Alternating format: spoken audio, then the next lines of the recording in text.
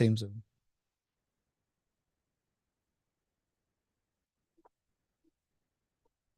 Yes.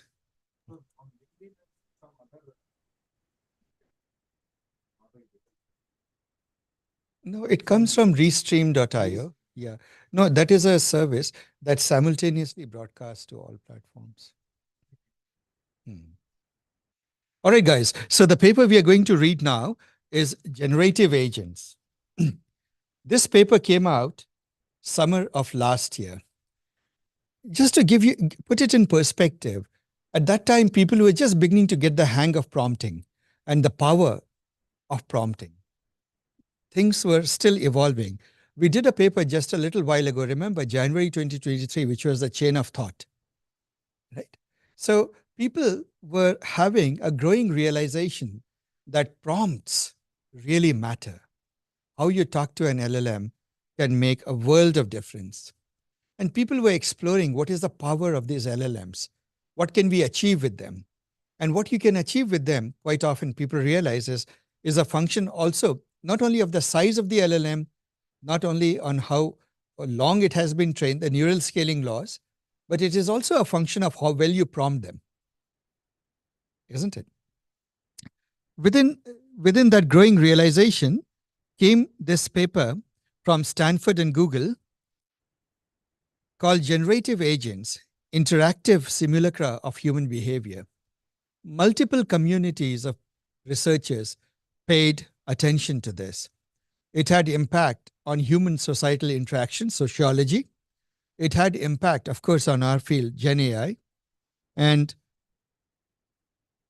barely a year or so has gone by, and this paper has garnered close to 1,000 citations. What it means is close to 1,000 research papers have referred to this research paper, and that in the space of a year or so. That speaks to how influential this paper became. Right? So obviously it has something interesting to contribute, and we are going to learn what it is that it has to contribute. What they did is quite interesting. Now, you can look at this paper from two perspectives. You can almost say that there is an emerging field of AI agents, and in a way, this was one of the earlier, very successful evidence that collaborative agents can simulate or do many things, right? But we'll look at it from the perspective of just prompting. And we will ask this question,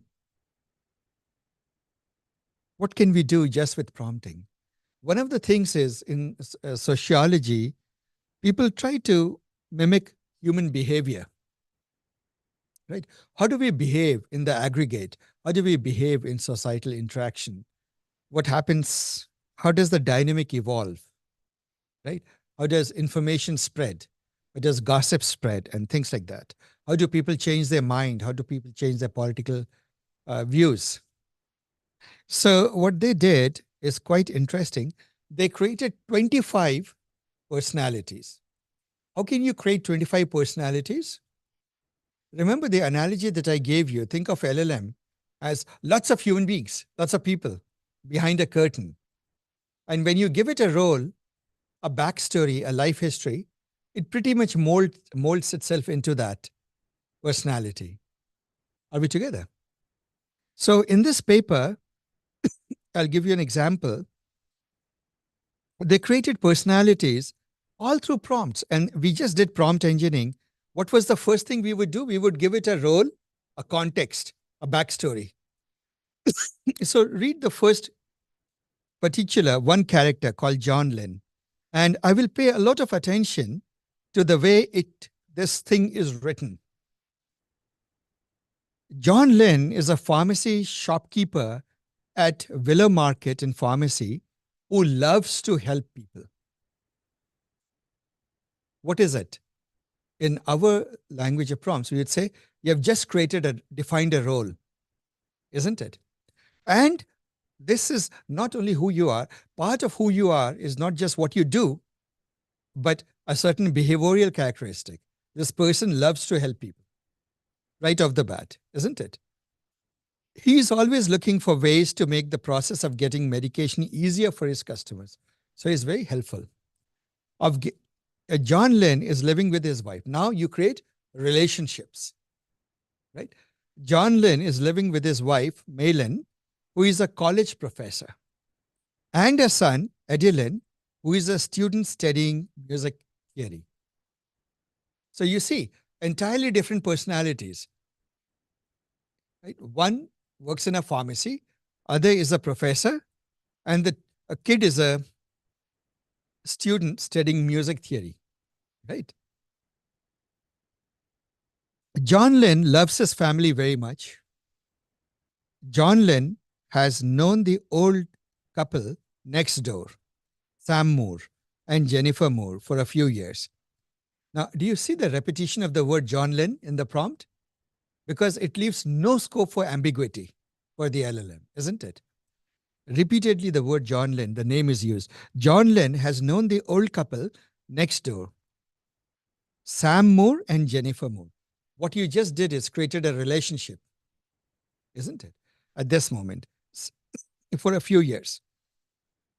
John Lynn thinks Sam Moore is a kind and nice person. John Lynn knows his neighbor, Yuriko Yamamoto. Well, John Lynn knows of his neighbors, Tamara Taylor and Carmen Ortiz, but has not met them before. Means here is a neighbor that knows very well. Their other neighbors sort of knows about them. John Lynn and Tom Marino are colleagues at the Willow Market and Pharmacy. John Lynn and Tom Marino are friends and like to discuss local politics together. Do you see how clearly the backstory of John Lynn is articulated? Now, think about it. When we create personalities, are we ever that careful? We should be this careful, right? We should give a fairly in-depth backstory. John Lynn knows the Marino family somewhat. The husband, Tom Marino, and the wife, Jane Marino. Now, what happens is, look at the context. This is a Sims-like simulation. You have a village called Sim City, right? And there's a lot happening in this, but because I'm going to look at this paper from a specific perspective, from the way the prompts have been designed, but I will speak to the broader paper.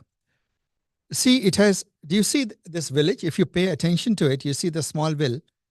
It has a co-living space, bar, cafe, houses, college dorm, grocery and pharmacy, supply store, houses, right? All kinds of houses, small houses, big houses,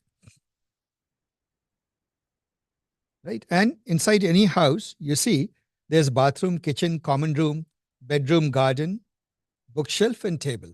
And what they do is they simulate a notion of time, right? You start at 6 in the morning or something like that, 5 in the morning, and you say, you keep interjecting the time and you wait for each of the actors to respond to that. Are we together? Now, there is a simulation, there's a link to a simulation. You can literally see people waking up and living lives. These personalities that you have created, they wake up, they live life, they talk to each other, they do things, and remarkable things happen. So I'll give you the broader picture. As you take these 25 personalities through the day, they form memories, they change viewpoints, they reflect upon the day, right? Because they have memories. They reflect on what has happened today. Somebody starts out by not being in favor of a mayor candidate, but after talking to other people, changing views about that candidate, right? Somebody falls in love, one of the personalities, one of the agents here, falls in love with another agent, right? Then there's Valentine's Day. I think he gives a gift to her. Then people have the idea in the community that let's throw, and they spontaneously, there's nowhere in the prompt mentioned that they should do that. The only thing mentioned is there's a Valentine's Day coming, and they spontaneously decide to throw a Valentine's Day party. They find dates and they all go to the party. Can you imagine how impressive it is that all of it happens and all of it is just creating personalities, what are called agents. And agents is something, as you know, we are talking about in the other course, agentic reasoning and AI agents. But basically, this was one of the first illustrations. When you deal with LLMs, an agent, quite a significant part of an agent is a well articulated prompt, backstory, isn't it? Am I making sense? That's what they are. But the other interesting thing is, as you create these personalities, they can engage with each other. They can talk, right? They can reflect on each other's work. So this was such a dramatic result. It got really a lot of notice. And you literally see emergent sociological behavior, social dynamics emerge amongst the agent, which was very believable as human behavior. Right? And this paper goes on, and I will quote you some of the conversations. Here it is. Isabella at one point says, I'm still weighing my options, but I have been discussing the election with Sam Moore. What are your thoughts on him? And Tom responds, to be honest, I don't like Sam Moore. I think he's out of touch with the community and doesn't have our best interest at heart. Right? Then a little bit later,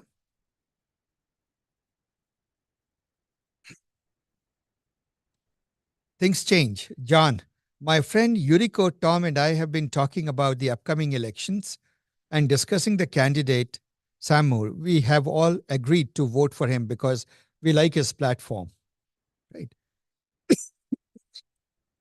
A day in the life, normal conversations. John, good morning, Eddie. Did you sleep well? Eddie, good morning, Dad. I slept great. Eddie being the son, right? The college student. John, that's good. What was your work? What are you working on today? And Eddie says, I'm working on a new music composition for my class. It's due this week. So I'm trying to get it finished, but I have so much fun with it. I'm having so much fun with it, John. That sounds good. Then later on, May wakes up. May, did Eddie already leave for school? John, yes, he just left. He's working on music composition for his class.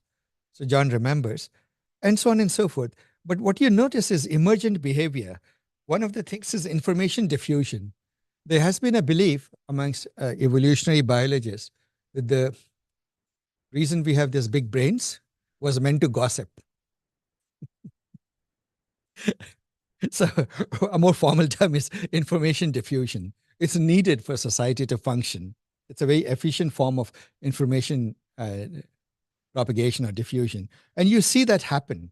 As agents notice each other, they may engage in dialogue. As they do so, information can spread from agent to agent. For instance, in a conversation between Sam and Tom at the grocery store, Sam tells Tom about his candidacy in the local election. And so you can see that people are talking and they're changing views. And I won't go into all of the paper. And they discuss the chances of winning, right? Do you see? This is it. So how is it implemented? Believe it or not, it's all very careful prompts, right? You create a memory stream. Each person has a certain memory, does its actions. At the end of the day, reflects upon the memory. You see the reflection thing and adds higher level conclusions to the memory. So for example, if you spend a lot of time in the library and if you go on researching topics, what can you conclude about yourself? That you like to research things, isn't it? So you see that quite a bit. You see planning taking place.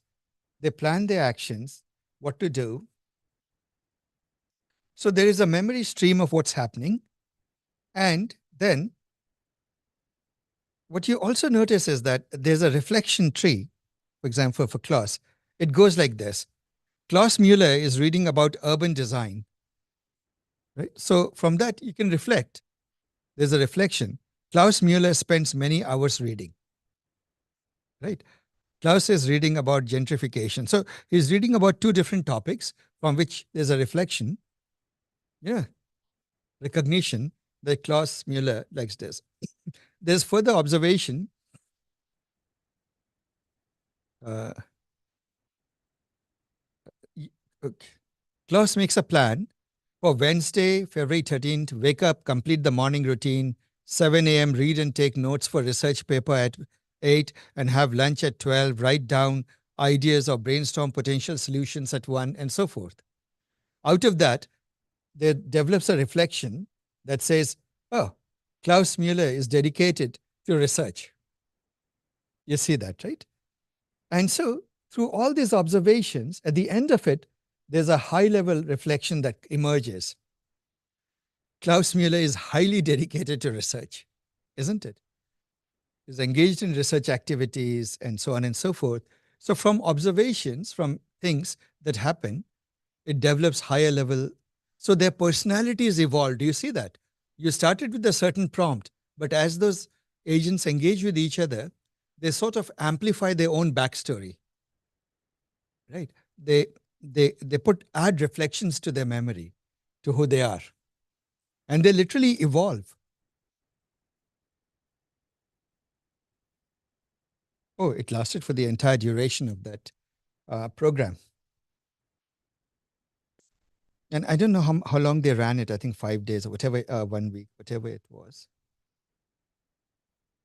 So, by the way, there's a simulation. I'll give you the link. You can just sit and watch them living, and it looks so realistic. It looks so realistic. And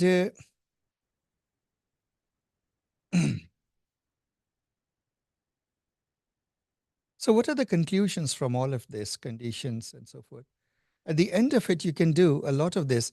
First thing is there's emergent social behavior, isn't it? And guys, to do such an experiment is extraordinarily hard otherwise. Can you imagine that you just did it with a few prompts, 25 prompts in particular, right?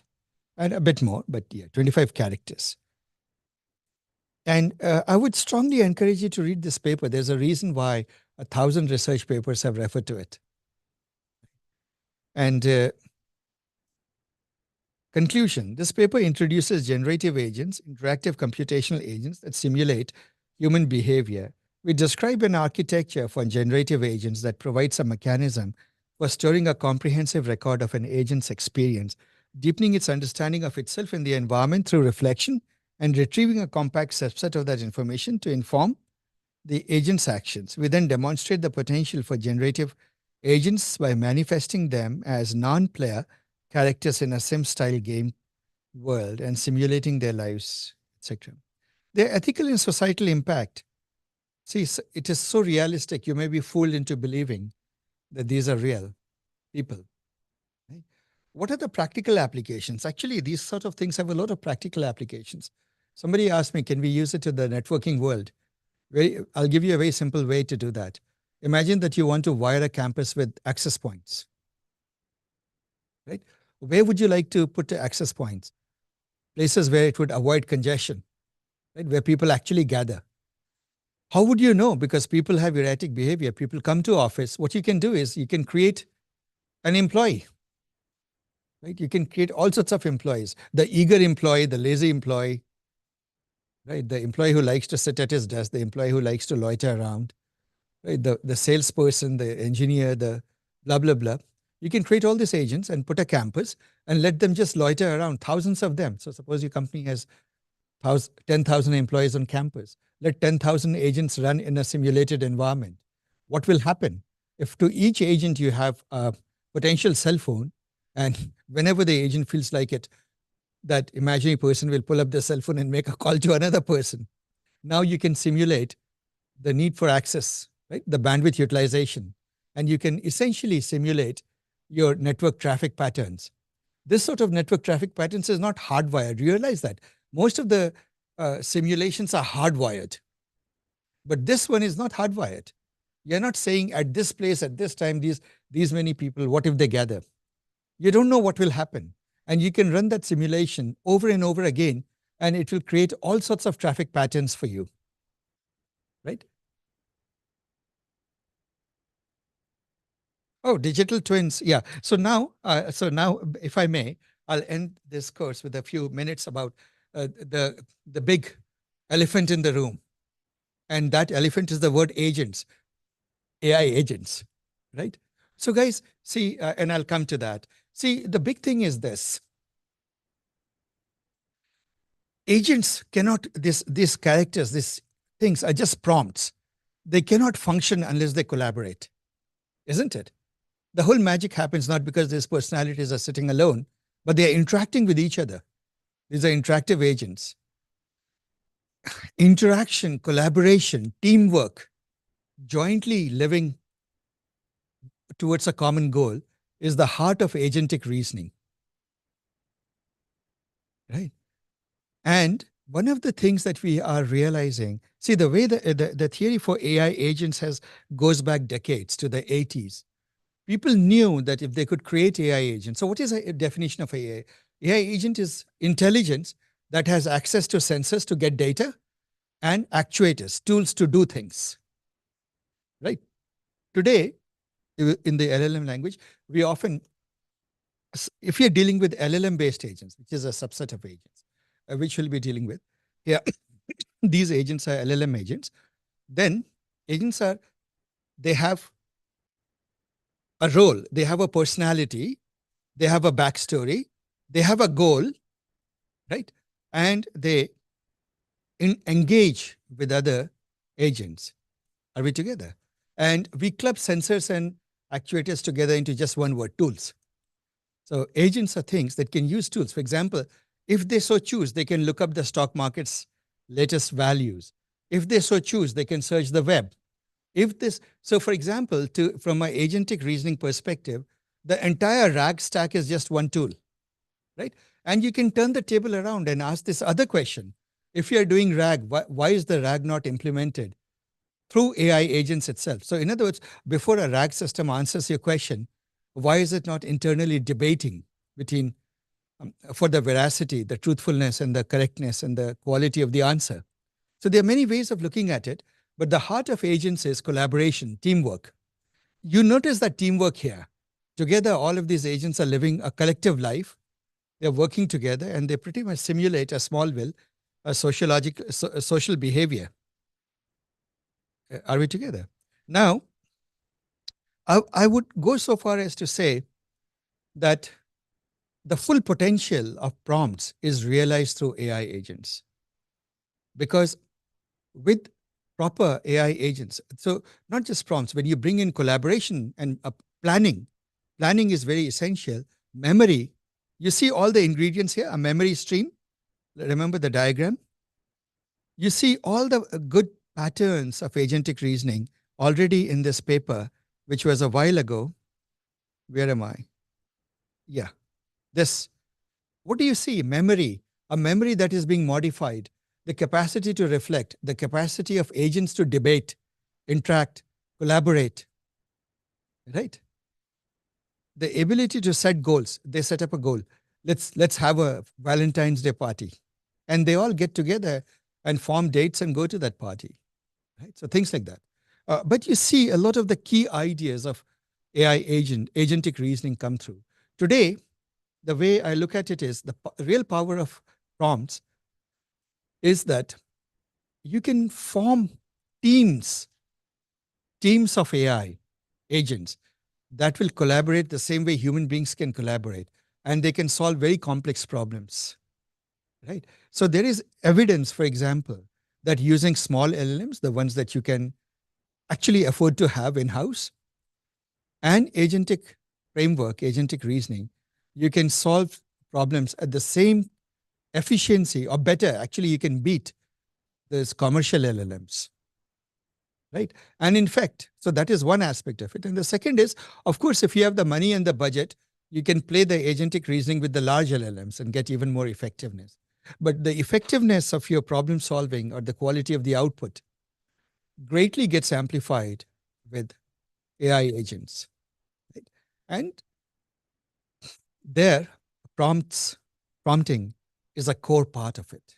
It's a very important part. And as we make progress with this course, you will see that, text-based prompting, what you're doing at this moment, English, writing English is one way. gradually we'll go into programmatic manner. We'll actually create frameworks very much like PyTorch neural network. So when you lay out a PyTorch neural network, what do you have? You have nodes, neurons, layers, and then you have optimizers that will do gradient descent and backpropagation, right? In the same way, there are frameworks that you'll encounter, TextGrad and DSPY, where you will see that you don't, right? You start with something, but your machine automatically discovers the best prompt to solve the problem. Isn't that amazing? Remember the problem that we have, that every time you write a prompt, you have a sneaky feeling that there's a better prompt, isn't it? And so there is a proper way of doing programmatic discovery of the best prompt. That's where the state of the art is today. And that's where this course is heading. So think about it. If you're going to, let's say, go into RAG, wouldn't it make sense to go with the best prompts and have a systematic way of discovering those best prompts? Right? And taking it even further, why just have this? Why not have all of agentic reasoning and everything baked into it? So all of these things are coming together. Actually, RAG, prompts, agents, they're all really closely interwoven, and they each feed and make the other better. Right? And we are going to learn all three. Well, two of them in this course. The third, only some people will be privileged to learn because that's a separate course. The reason is that it's a big topic. It has a lot of big homeworks, which you won't be able to do in this course. We need to move. So this course is heading towards RAG. That course is moving towards agents. That's a difference. All right, guys. So that's all I have for today. Now, can I request you one thing, guys? You are here. I know you'll feel like going home, but give 1 hour. Read through that instructor framework completely.